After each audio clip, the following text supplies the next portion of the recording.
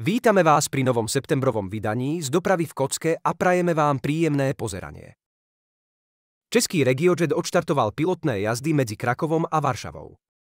Pravidelná prevádzka sa začne 14. decembra a postupne pribudnú ďalšie linky vrátane spojenia do Prahy.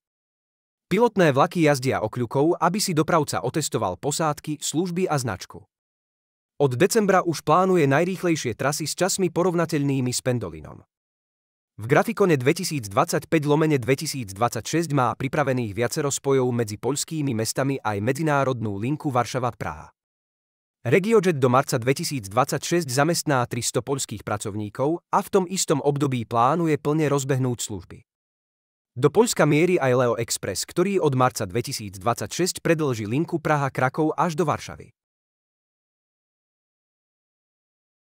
Z Bratislavy vedie viacero tratí. Každá z nich má svoju kvalitu a úroveň vybavenosti. Jednoznačne najlepšia je trať do Žiliny, prešla modernizáciou a vlaky po nej frčia až 160 km za hodinu. V krátkej budúcnosti vlaky na Česko budú ešte rýchlejšie a budú dosahovať až 200 km rýchlosť. Za to najhoršou traťou je dlhé roky trať do Komárna. Jednokoľajná, neelektrifikovaná a veľmi vyťažená. Zároveň aj jediná trať, kde zabezpečuje dopravu súkromný dopravca. Trať využíva aj nákladná doprava, predovšetkým spoločnosť Metrans so svojím prekladiskom v Dunajskej Strede. O jej modernizácii sa hovorí čoraz intenzívnejšie. S príchodom novej vlády tu boli aj vyhlásenia o PPP projekte či kapitále z Číny. Železnice komunikujú, že ide o jednu z ich priorít. Aktuálne zverejnili novú štúdiu, ktorá vnáša viac svetla do toho, čo presne plánujú urobiť s traťou a kedy. Celý projekt by mal stáť až 1 miliardu eur, modernizácia trate by sa mala rozdeliť na dve etapy.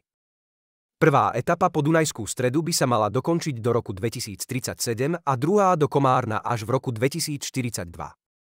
Aktuálne železnice hľadajú firmu, ktorá vypracuje podklady na posudzovanie vplyvov na životné prostredie.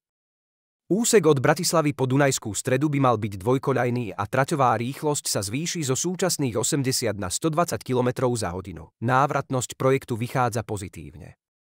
Najväčším plusom je elektrifikácia.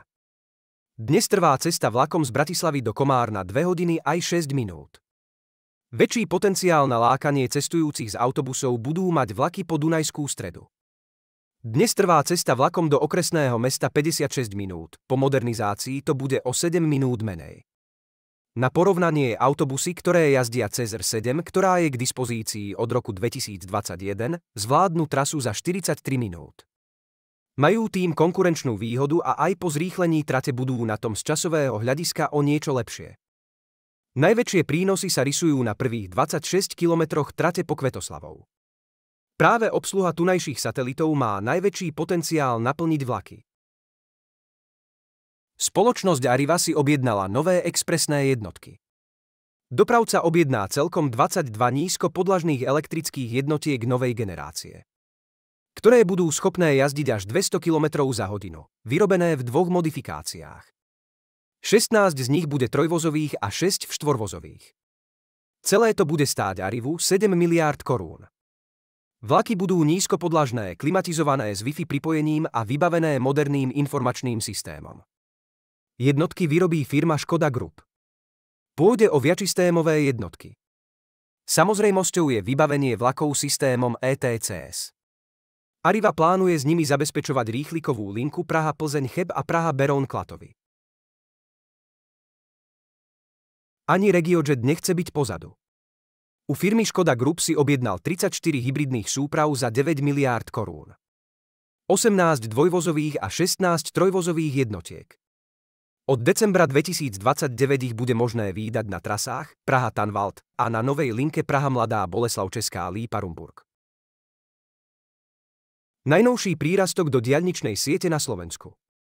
Po 3 rokoch je výstavba skoro 15-kilometrového úseku u konca. Rýchlostná cesta 2 po novom tvorí obchvat mesta Košice. Budovaný úsek začína v križovatke Hrašovík, kde sa napája na existujúcu časť rýchlostnej cesty a tiahne sa extravilánom mesta po jeho východnej strane. Súčasťou je aj odpočívadlo Valaliky. 13 mostov a 7,2 km protihlukových stien. Úsek končí v križovatke Košice juh, kde sa napája na existujúci úsek R4 do Maďarska. V súčasnosti vlaky medzi stanicou Martin a zastávkou Priekopa doslova prefrčia. O niekoľko mesiacov sa to zmení. Po rokoch príprav budú vlaky zastavovať aj na novej zastávke v blízkosti podchodu, ktorý spája ulice Kozmonautov a Plotníky. Pôvodne mala zastávka niesť meno Martin Fatra, ale nakoniec ju budú cestujúci poznať pod názvom Martin Sever.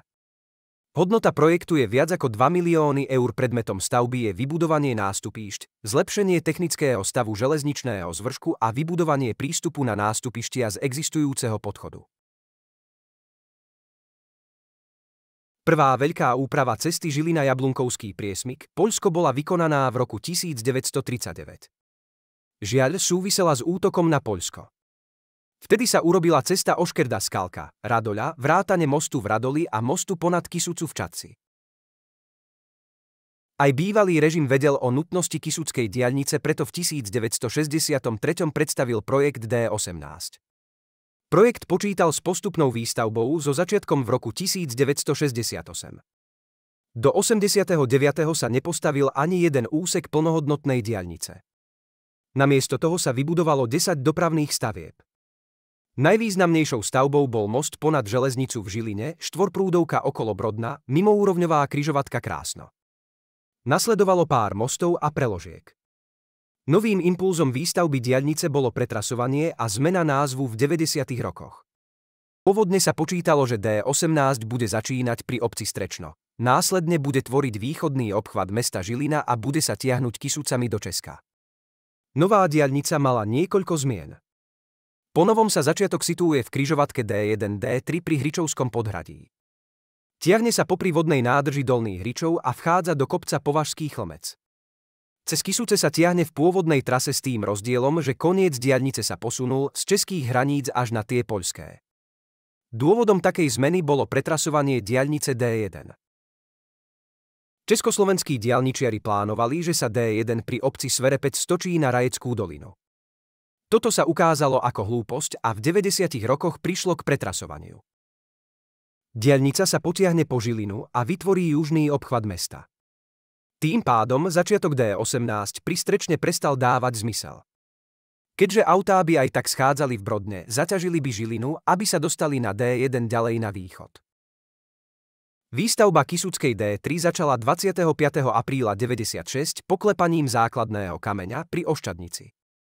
Úsek Oščadnica Čadca Bukov s tunelom Horelica s dĺžkou 600 metrov. Tejto významnej udalosti sa zúčastnili aj vtedajšie politické špičky, na čele s premiérom Vladimírom Mečiarom. Cestné úseky boli dokončené už v roku 1998, bohužiaľ výstavba tunela sa omeškala a úsek sa odovzdal motoristom až v apríli 2005. Spolu s týmto úsekom sa začal v roku 1997 stavať aj úsek Skalité štátna hranica Slovensko-Lomka-Poľsko. Celý úsek má dĺžku len 3 km a nesie jedno prvenstvo. Najdlhšie nedokončený diaľničný úsek na Slovensku. Krátky úsek v okolí bývalého hraničného priechodu sprevádzkovali v novembri 2007. Pre dlhoročnú nedokončenosť tohto úseku diaľnice ju nazval bývalý investičný šéf Národnej diaľničnej spoločnosti Juraj Čermák diaľnicou pre poľovníkov. V roku 2006 rozhodol, že diaľnica zostane nedostavaná, kým sa k nej nepriblíži ďalší úsek. Váhostav tak dostával príspevky na udržiavanie diaľnice, čo stavbu predražilo viac ako o dvojnásobok. 20 rokov tu bolo možné vidieť mosty vedúce nikam. Úsek sa podarilo otvoriť až po neuveriteľných 20 rokoch. Celý úsek bol slávnostne odovzdaný 10. júla 2017 spolu s úsekom Svrčinovec-Skalité. Diaľničný úsek Svrčinovec-Skalité sa staval od roku 2013 do roku 2017. Tento náročný 12-kilometrový úsek zahŕňa množstvo mostov a zda najdominantnejším prvkom tohto úseku je najvyšší diaľničný most na Slovensku, most Valy s výškou až unikátnych 85 metrov nad terénom. Nájdeme tu aj dva tunely, tunel Svrčinovec s dĺžkou 420 metrov a tunel Poľana s dĺžkou 900 metrov. Tento úsek sa napája na tiež dokončený úsek Čadca Bukov-Svrčinovec. Úsek je dlhý 5,7 km a bol vo výstavbe medzi rokmi 2017 a 2020. Tento úsek je na rozdiel od skôr spomínaných vybudovaný v plnom profile. Nejedná sa o jediný úsek D3 v plnom profile.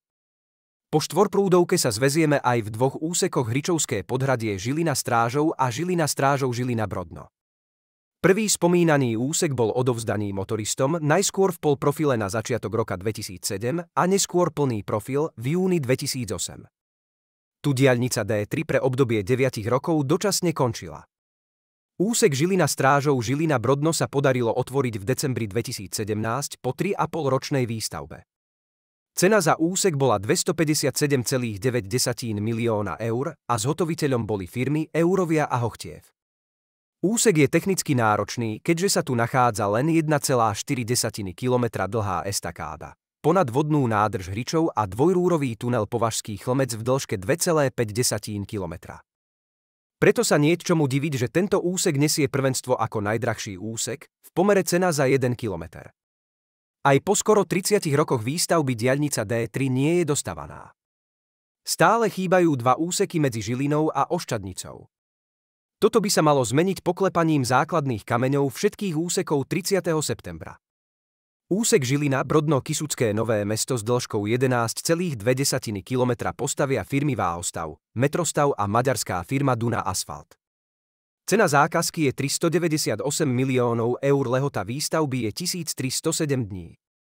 Druhý budovaný úsek Kysucké Nové Mesto Oščadnica je dlhý 10,7 km. Postaví ho firma Skanska za 261 miliónov eur, lehota výstavby je 1280 dní. Ministerstvo dopravy sa zaoberalo aj rekonštrukciou a vybudovaním druhého profilu najstaršej časti D3. Cena za len 5,3 kilometrový úsek je až 230 miliónov. Na tento úsek budeme čakať najdlhšie. Lehota výstavby je 1675 dní. Počas tohto obdobia sa vybuduje druhý profil a komplexne sa zrekonštruuje aj tunel Horelica. Zhotoviteľom budú rovnaké firmy ako pri prvom úseku. Dúfame, že nové vydanie z dopravy v Kocke sa vám páčilo, preto by sme boli radi za pekný komentár, like a odber. Dovidenia na budúce.